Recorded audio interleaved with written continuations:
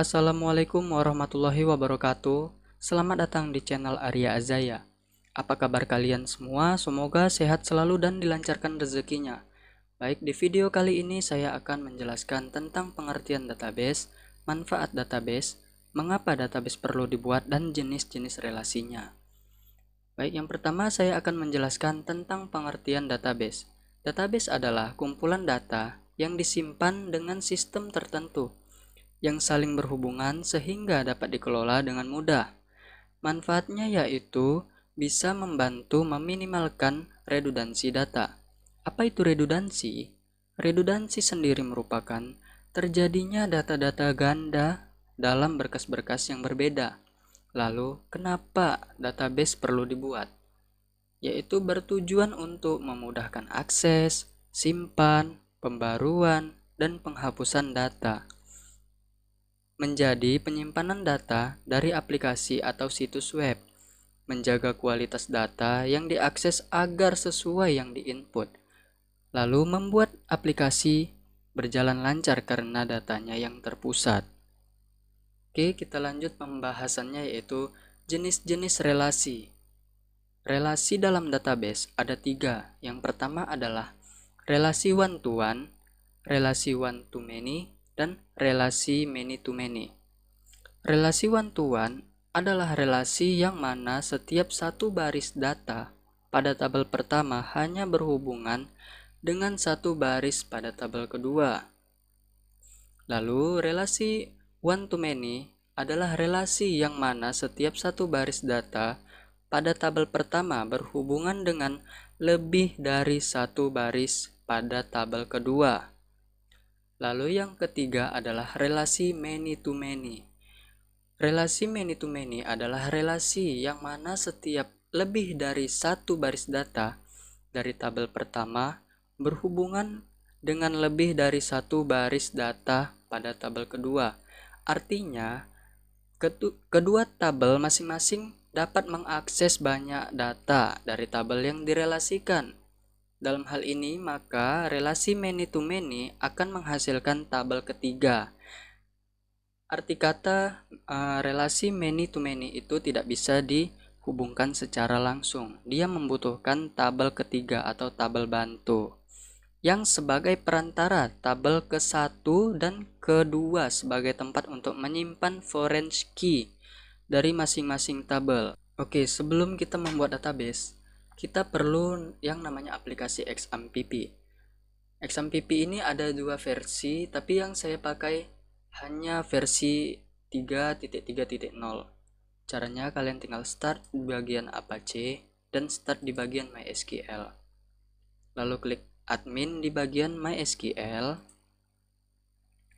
Nah, untuk mengakses ini kalian bisa menggunakan internet ataupun tidak menggunakan internet. Tapi di sini saya tidak menggunakan internet ya, guys.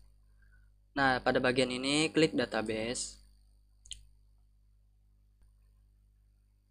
Di sini kita buat nama database-nya. Saya akan mencontohkan database toko. Klik create. Oh iya, sebelum kalian merancang sebuah database, kalian harus membuat terlebih dahulu strukturnya di buku atau di kertas sele-sele ya. Nah, di sini tabelnya sudah saya tentukan. Yang pertama, adanya tabel barang. Di sini saya sudah membuat strukturnya di tabel barang itu terdapat 5 kolom, number of columns. Klik create. Oke, di sini yang pertama kali saya akan membuat ID-nya terlebih dahulu, ID barang. Kenapa di bagian atas? Karena pada ID ini kita akan membuatnya menjadi primary key. Disusul dengan nama barang. Perhatikan penulisan, kalian tidak boleh menggunakan spasi, melainkan menggunakan underscore seperti ini ya, guys. Lalu kita akan membuat harganya, stok, dan yang terakhir ID supplier.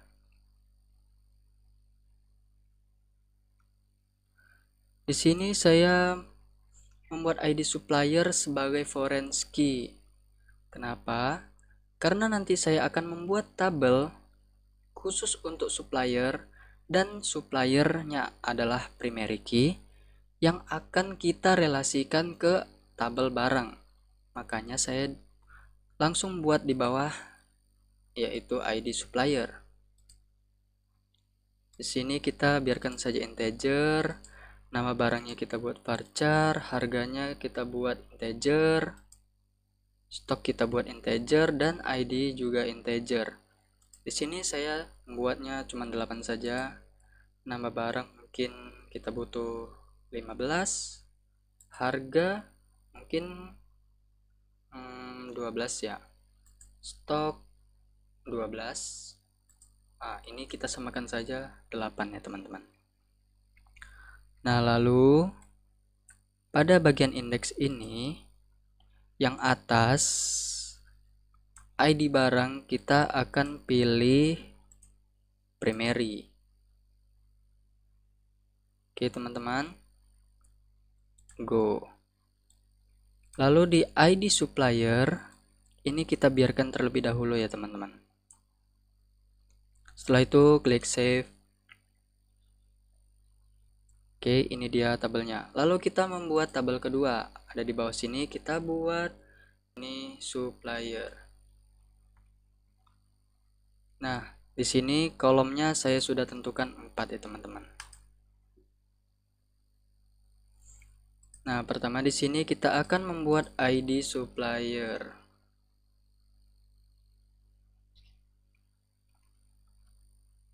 Lalu yang kedua namanya, nama supplier.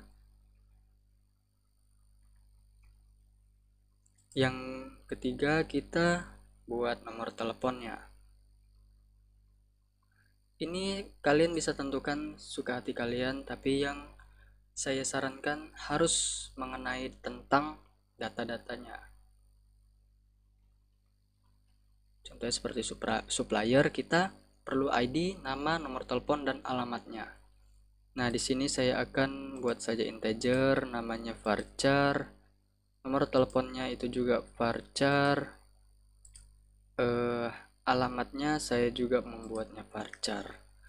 Di sini saya membuatnya 8. Oh ya, ini lex value ini jumlah karakternya ya teman-teman, bagi yang belum tahu. Nah, di sini saya membuat namanya 15 saja. Ini 13. Alamatnya mungkin 25 saja. Nah, pada ID supplier kita akan membuatnya primary. Go, lalu save.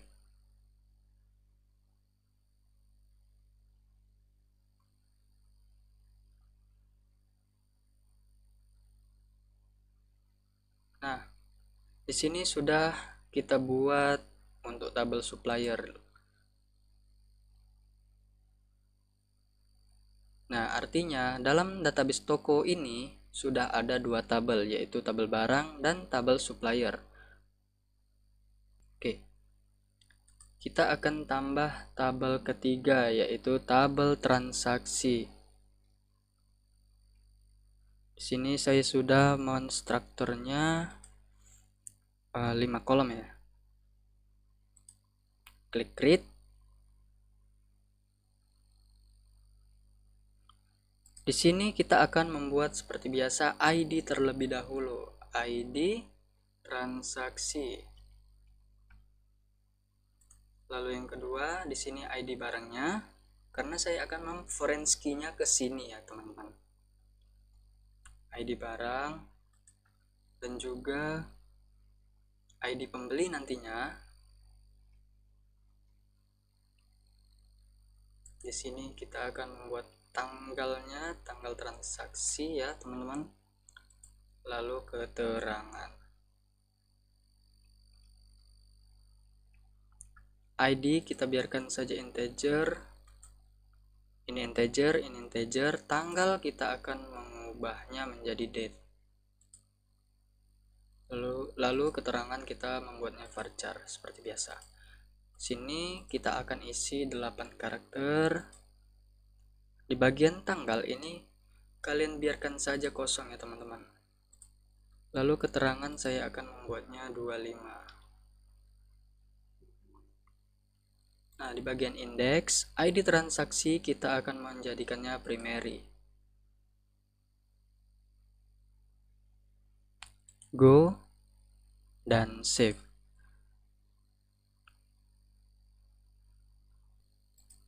Tabel keempat saya akan membuatnya yaitu tabel pembeli. Di sini saya sudah membuat 5 kolom.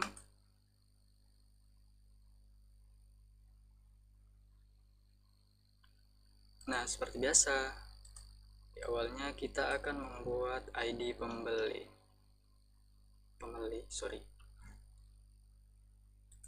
Yang kedua namanya, nama pembeli. Yang ketiga jenis kelaminnya. Sebenarnya ini opsional saja ya guys. JK pembeli. Nomor teleponnya. Lalu alamat si pembeli. ID kita akan menjadikannya integer saja. Namanya seperti biasa varchar. Jenis kelaminnya kita akan membuatnya varchar juga. Oh ya, bagi yang belum tahu perbedaan varchar dengan char. Char itu karakter. Kita bisa menginput satu karakter di awalnya saja. Kalau varchar ini bisa keseluruhan seperti kita membuat alamat. Nah, tapi kali ini saya akan menjadikannya jenis kelamin itu char saja untuk menandakan L laki-laki dan P perempuan. Nomor telepon di sini saya akan menjadikannya varchar dan alamatnya varchar juga. Di ID pembeli kita akan primary-kannya. Oke. Lalu save. Oh iya teman-teman, saya lupa. Nah, di sini belum diisi ya teman-teman. Jadi kalian harus memang mengisinya. Nama pembeli saya akan buat 15. Jenis kelamin mungkin satu aja ya. Kan satu karakter ya teman-teman. Ini 13. Alamat mungkin 25.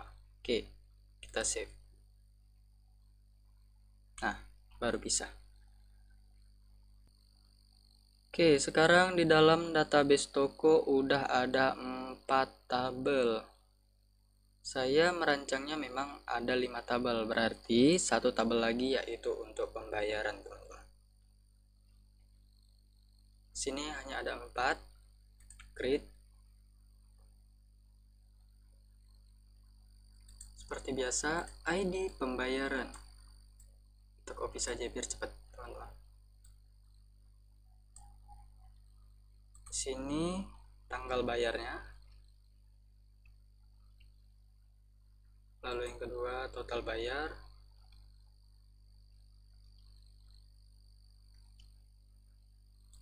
Lalu yang terakhir ID transaksinya yang akan kita forensikan ke tabel pembayaran.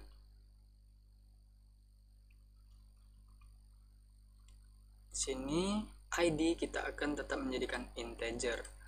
Tanggal itu date.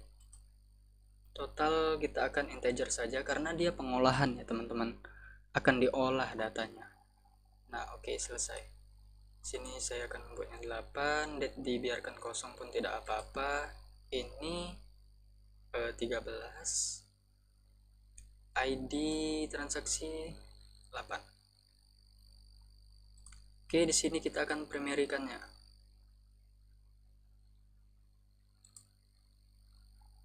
Oke, lalu save.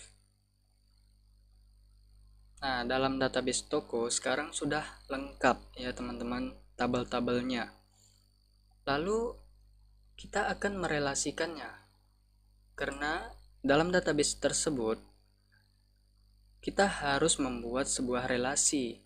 Kalau tidak, maka data-data tidak akan bisa terkaitkan secara baik. secara sempurna ya teman-teman. Oke, sudah ada 5 tabel. Pertama saya akan membuka tabel barang terlebih dahulu karena di sini ada foreign key ID supplier ya teman-teman. Kita klik structure. Nah, di sini kita bisa klik more, lalu kita tambahkan kunci indeks. Kalau tidak kalian tambahkan kunci indeks, tidak akan bisa direlasikan ya teman-teman. Nah, oke. Selesai, lalu kita akan kembali lagi.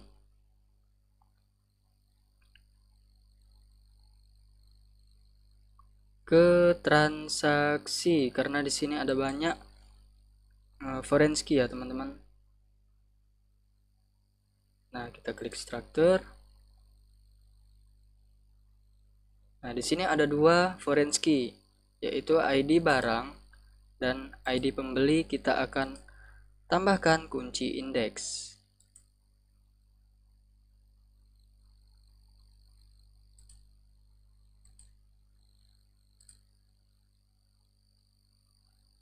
Nah, oke, sudah jadi. Oke, kita cek lagi apakah ada foreign key yang lain. Oh iya, untuk pembayaran ya teman-teman.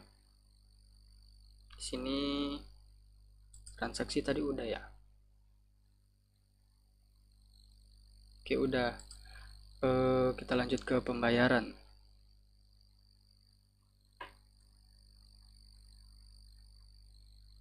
Nah, di tabel pembayaran ada satu foreign key yaitu ID transaksi.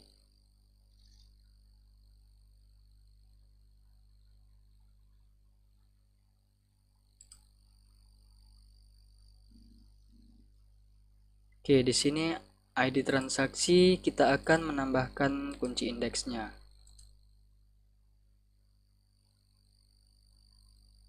Oke, sudah selesai. Maka cara yang terakhir yaitu membuat relasinya.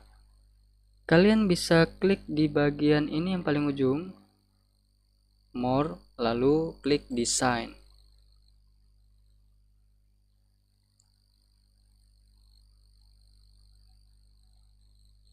Nah, di sini sudah ada muncul semua tabel-tabelnya, teman-teman. Oke, di sini ada tabel pembayaran, pembeli, transaksi, supplier, dan barang. Oke, kita naikkan semua. Ini agak sulit ya, teman-teman. Lalu di sebelah kiri sini ada bacaannya create relationship. Nah, yang pertama kita akan ke barang terlebih dahulu. Untuk ID barang, kita akan merelasikannya ke transaksi, yaitu ini dia ID barang. Klik, lalu di sini biasanya saya pilih yang cascade, lalu oke.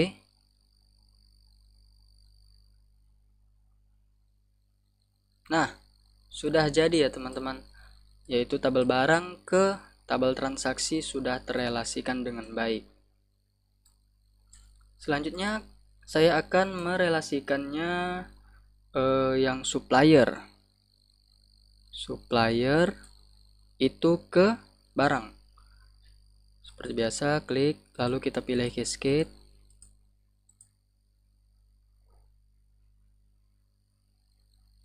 Nah, berserak lagi dia guys. Supaya tidak berserak, setelah kalian relasikan, ada caranya teman-teman, yaitu klik save page as. Kita buat namanya toko, db toko ya teman-teman, db underscore toko. Di sini akan muncul bacaannya db underscore toko. Nah, di sini kalian atur. Nah, kalau ada tanda ini artinya kalian perlu men-save-nya lagi. Oke, kita lanjut. Relasinya yaitu transaksi ke pembayaran, teman-teman. ID transaksi ke ke tabel pembayaran yang ada ID transaksinya. Kalian pilih cascade lalu oke. Nah, tidak berserakan lagi kan teman-teman? Lalu di sini akan kita relasikan yang pembeli. Tabel pembeli itu ada di tabel transaksi. Klik saja teman-teman, lalu kita pilih yang cascade. Lalu oke.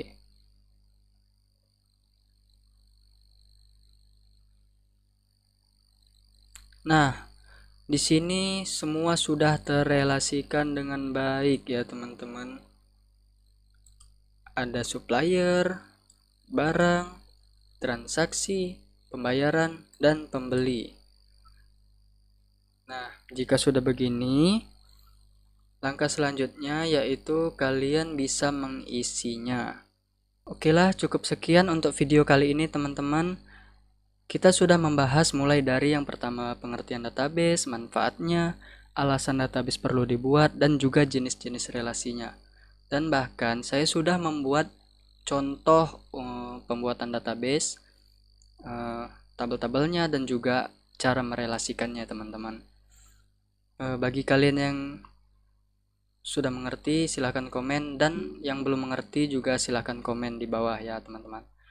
Saya juga mohon maaf atas adanya kekurangan dalam penyampaian informasi atau apapun itu teman-teman. Kalian bisa memberikan saran kepada saya di kolom komentar. Oke, kita bisa sharing-sharing di kolom komentar tersebut. Jangan lupa like, comment, share, dan subscribe channel Arya Zaya biar saya makin semangat untuk membuat konten-konten lainnya, entah mengenai apapun itulah teman-teman ya. Oke, terima kasih yang sudah nonton. Terima kasih. Assalamualaikum warahmatullahi wabarakatuh.